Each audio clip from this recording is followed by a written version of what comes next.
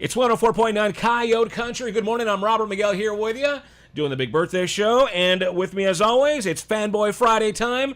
Give it up for professional Q&A moderator and speaker, film critic at BigFanboy.com, show director at Dallas Comic Show, Mark Walters. Good morning, sir. Man, you know, you don't even get a day off for your birthday, Robert. I swear, you are the hardest working man in show business. Oh, you call this show business? Well, yeah, coming from you, that's a great compliment, sir. Thank you. Happy birthday, my man. Yeah, thanks a lot, man. I'm having a good time, just having a lot of friends and family on the show. And, of course, it's really cool that you're doing the show already, so you're already here kind of. Well, I am honored to be a part of your birthday show. Hey, listen, you know, since it is your birthday, why don't we switch things up a little bit? I was curious, what are some of your favorite movies? We always talk about movies. Why don't we, I wanted to find out, you know, what's like your top, I don't know, top 3, top 5, whatever you want to go with, but what are some of your favorite films? Okay, well, natural. This is great. Thank you so much for this. All right, so don't make fun of me too much if I say something embarrassing, but I think I've got pretty good taste in movies. I'm a bit of a movie buff, too. Okay, first of all, since we are fanboys, I got to go with a Star Wars movie, and of course, my favorite movie has to be The Empire Strikes Back. So my first choice, almost always, will always be Empire Strikes Back, and I'll tell you why. Because that was the first movie I recall ever watching that did not have a happy ending when I was a kid. And I was simultaneously devastated and just kind of amazed. And just, I mean, I've never experienced a cliffhanger like that before. I mean, there were little rumors going around, you know, my junior high, and everybody saying, oh, you know, they're saying, you know, that Darth Vader might be Luke's dad. And we're all talking about all the hints and whatnot.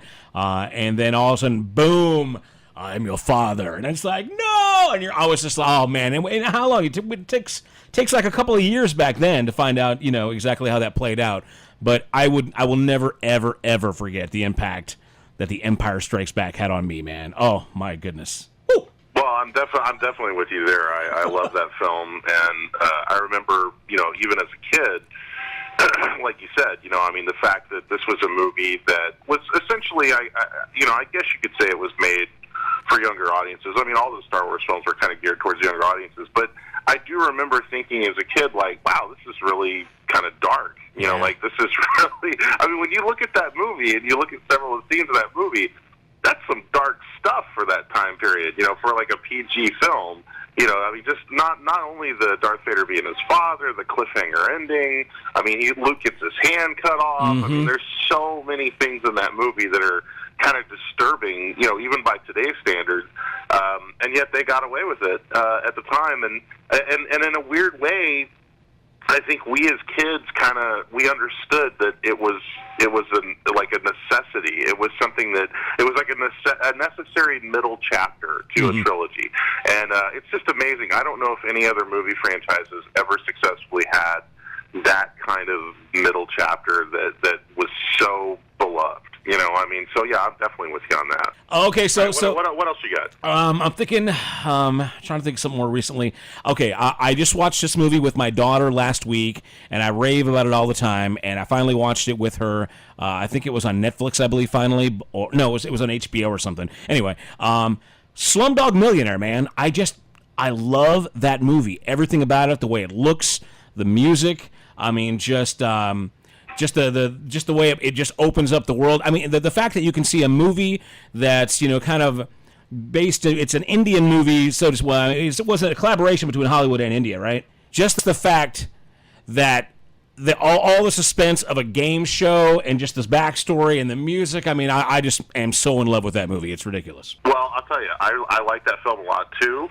I'm curious, because the fact that you named that, I'm curious, are you a fan of Bollywood films in general, or was that kind of like your first sort of foray into that style of filmmaking? That was absolutely my first foray into that, and it's actually my only foray into it, really.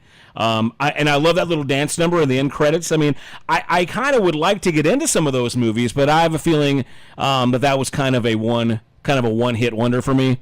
Well, I think that's the magic of Danny Boyle. I think he really is one of the most amazing directors working today, and he really elevated that material.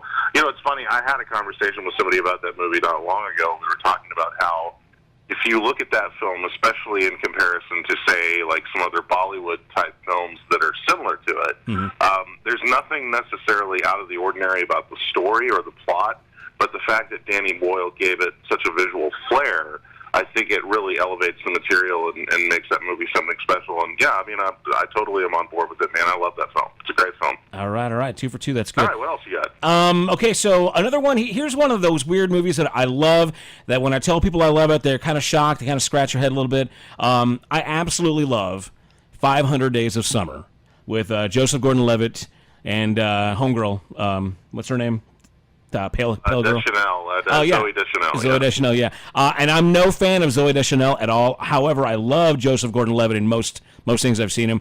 But something about the movie 500 Days of Summer, I love it as kind of like that anti-romantic comedy. I mean, it works on so many levels for me. There's probably a little bit of my personal story in there, too, as far as my past relationships that I've worked through. But, man, I just love Joseph Gordon-Levitt in that movie so much. So that's one of them. That's a cool flick. That's a film that I think kind of expanded the horizons of both of those actors, because if I'm not mistaken, that's the movie that ultimately got Zoe the job for The New Girl, the series on Fox. And then Joseph Gordon-Levitt, I think, it kind of expanded and got him into some other films that, maybe he otherwise would have gotten overlooked for. So, if nothing else, I think it's an important movie for their careers. But yeah, I like that film a lot. It's a sweet movie that, unfortunately, I think a lot of people have missed. So, but it's one of those films that I think a lot of people are kind of catching up on just by word of mouth. So, it's good that you mentioned it. Yeah, right, I'm with you. So far, we're 3 for 3. You're doing good. Okay, well, let me just give you one more, and there's probably many, many, many more. But because I'm in South Texas, and I tell you what, man, this is a movie that absolutely I can relate to on many, many levels. I think the movie was well done. Of course, the debut of Lou Diamond Phillips, but I got to give it to La Bamba, man. Oh, my God. I love musical-type movies, like, what do they call, like biopics, about rock stars and pop stars. But, dude, La Bamba on so many levels is just amazing. The music that Los Lobos does in it, play the actors, and, of course, Esai Morales playing Bob, the big brother. Oh, my goodness, get chills thinking about everything he does in that film. Yeah, it's a very good film, and one of the things that I remember most about that movie was that, because I think it was, like, right in the mid-'80s, kind of like just on the cusp of, like, the later side of the mid-'80s, and I remember when we got cable TV, that was a movie that played all the time. That was a movie that was on, like 2 or 3 times a day at least. And I probably saw that film, 50, 60 times, if not more. And it was a movie that, like, every time it was on, I was more than happy to watch it. To me, that's a sign of a good film. If it's a film that you've seen countless times before, but yet you still don't mind sitting through it, that's a sign of a very well-made movie. And I'm with you, man. Lou Diamond Phillips is excellent in that. Great cast. Important story in the realm of music as well. I think that movie kind of educated a lot of people, in terms of, not only the legacy of that music, but just kind of the, what these guys have to go through. I mean, it's not an easy life. There's certainly, heartaches and hardships that come with it. So, yeah, it's a great film. So, I'm impressed, man. 4 movies that I agree with you. I think I like all 4 of those films. I was expecting you to throw in, like, an Ishtar or something in there somewhere that I have to be like, what? All right, well, thanks for indulging me for my birthday. Let's get to business and talk about some great movies that are coming out this weekend. You have seen I, Tonya, right? The Margot Robbie movie that's in theaters today? Yes, I have. It's an interesting film. And I do want to preface this by saying, and you could correct me if I'm wrong, but I think it's just limited release today, right? Like, I don't think it's actually wide release yet. Now, tell me this. Is it actually like a film, or would you... Because I was looking online on Fandango, and I think it listed it as a documentary. What would you... No. It's a movie, okay. No, it's actually shot in a very weird way, because they tried to give it kind of a documentary type of feel in certain areas. Like, there'll be moments, and this is, I'll give you an idea of just how strange it gets. The movie itself is actually, it's Tonya Harding's life, warts and all. I mean, it's showing you, the ugliest sides of her life, kind of how, her beginnings, all the way up till the big moment that everybody knows her for. And I'm talking, of course, about about Nancy Kerrigan hitting the leg and whatnot. Uh-huh. So if you don't know that story, I would suggest, first of all, and if you don't know that story, then you must not be as old as Robert and I, because I think anybody that is our age, you've absolutely heard that story or you knew that story, because at the time when that was out, oh my God. Why me? Just go to Wikipedia, look up the story about Tonya Harding and what happened with Nancy Kerrigan and whatnot. They were both very well-known figure skaters at the time. Tonya Harding came from a background that was, not as educated, not as prim and proper as someone like Nancy Kerrigan. Call it the way it was. She was white trash. Just say it like it was. White trash. Well, they actually do address that in the films. They basically say, like, she's kind of like white trash, or at least, that's what she was perceived to be by a lot of other people. And unfortunately, she married a guy, Jeff Gillooly, who was, not the best thing for her. He used to beat her. He didn't treat her well, but he kind of tried to take advantage of her and her career. And what's really interesting is that the film itself is presented kind of as a dark comedy. So there's, moments where, like, it's very uncomfortable moments that you'll laugh at because it's presented in a way that's meant to be kind of humorous. But then there will be scenes where the characters are talking to the camera, sort of mockumentary style, like as if you're watching a section of a documentary. But what gets really, really strange, and I think is probably going to be off-putting to some people, is there will be a moment in the movie, this just a random moment, where, like, she'll be getting beat by her husband. Like, she'll be getting beat up and her head slammed into the wall. Mm-hmm. And while it's happening, she turns to the camera and talks to the audience, like, as if this is part of the mockumentary. Oh, my goodness. I was kind of like, wow, that's really weird. Like, that's like, I don't even know if I was prepared for that. I'm watching this and I'm thinking, like, I don't know if people are going to take this very well. It's not a film for everybody. It's not a film that everybody's going to just take to and like and appreciate for what it is.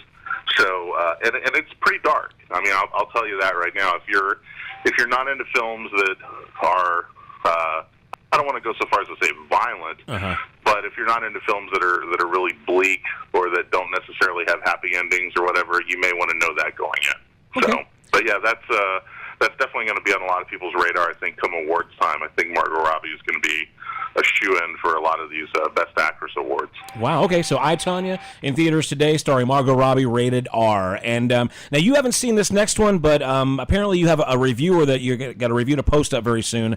The Disaster Artist, the new one with James Franco. What's information do you have on that one? Yeah, we've got a review on that up at BigFanboy.com. I wasn't able to go to the screening, unfortunately, but I am going to see it this weekend. I've heard very good things. This is based on Tommy Wiseau, who made The Room. And if you're not familiar with The Room or Tommy Wiseau, again, get yourself to Wikipedia, look up the information, because you're going to want to know from what I understand, that's about before you go to see this movie, or you're totally going to be lost. So from what I understand, that's supposed to be like a cult film, The Room, that was kind of heralded as like the best, worst movie of all time or something like that, one of those kind of... Well, here's the story in short. The Room was a movie. It was made by this guy, Tommy Wiseau, who was a struggling actor who could not get work in Hollywood. This guy, like, auditioned for, countless producers and people in Hollywood and was told time and time again, you're never going to make it. He was that guy that we've all seen those movies at some point in our life where you've got someone that goes out to Hollywood to try to get a career in acting and they're told you're never going to make it in this town, kid. Right. He was that guy in real life. He was the guy that he didn't have what it took. So he releases this movie on his own. Like, I mean, I will say this to his credit. He went and did this whole grassroots thing, and he released this movie. It actually came out in theaters. And it was so bad that it started to get attention of people in Hollywood that literally got to a point where there were famous directors and famous actors that were getting people together to go watch this horrible movie just so they could all kind of sit around and marvel at the awfulness of it. So, like, just kind of watching it ironically. Because of that, it turned into this cult film that now people... This terrible movie that Tommy made that nobody wanted to see now is this, incredibly well-known cult film that has probably grossed millions and millions of dollars just because people want to watch it and laugh at it. And so the movie, The Disaster Artist, is kind of the story of Tommy Wiseau and how he got to the point where he wanted to make that film. It's based on a book that's written by Greg Sestero. Greg Sestero is the guy that co-starred with him in the movie, and in the film, The Disaster Artist is played by Dave Franco. And so it's kind of told from Greg Sestero's perspective in terms of, who this Tommy Wiseau guy was, and when he came to him, and the series of events that led to the making of The Room. And like I said, I'm going to check it out this weekend, but we will have a review up on BigFanboy.com. If you haven't already seen it and you want to check out our review, you can read it there. All right, well, thanks for the info on that one. The Disaster Artist, starring James Franco, rated R in theaters today, as well as Tonya with Margot Robbie, also rated R in theaters as well. And then the one other thing I wanted to mention, which we kind of glossed over, but we can touch upon this like in a couple of weeks too. But the Guillermo del Toro movie, The Shape of Water, actually opens in limited release this weekend. I don't know if it's going to be. I don't know just how wide it's going to go. I know, like in Dallas, I think we've got 3 theaters that are playing it. But it's supposed to go wide on December 22nd. But this is an excellent film. If you guys get a chance to see this, it's definitely on my best of the year list. Oh, wow. You've got Sally Hawkins is playing the main character. Doug Jones plays the fish man in the movie. It's kind of like Creature from the Black Lagoon, but I don't want to sell it that way because it's much more like a fairy tale story. Michael Shannon plays the bad guy. He is absolutely just sinister, nasty, one of his best performances ever. Octavia Spencer's in it. This is a really cool flick. If you like monster movies, or even if you just like kind of like fairy tale stories, those types of things.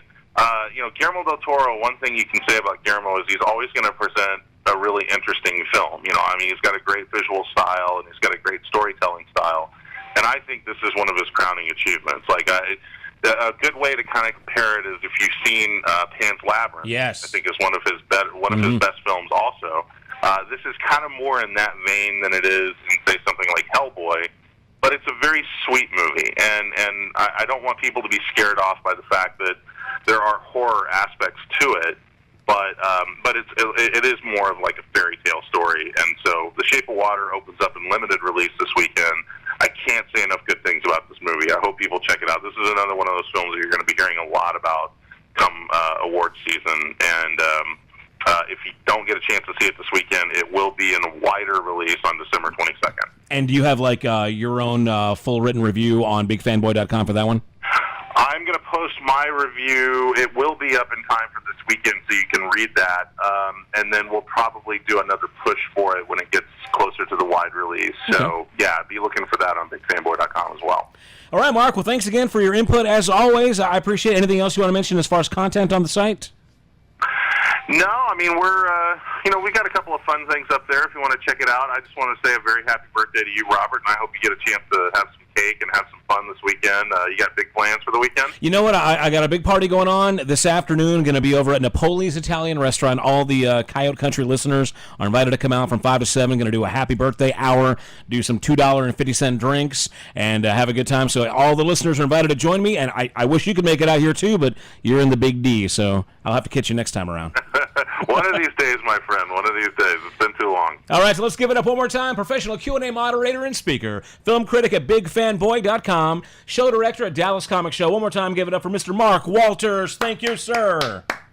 Thanks, Robert. Happy birthday, bud. It's 104.9 Kai.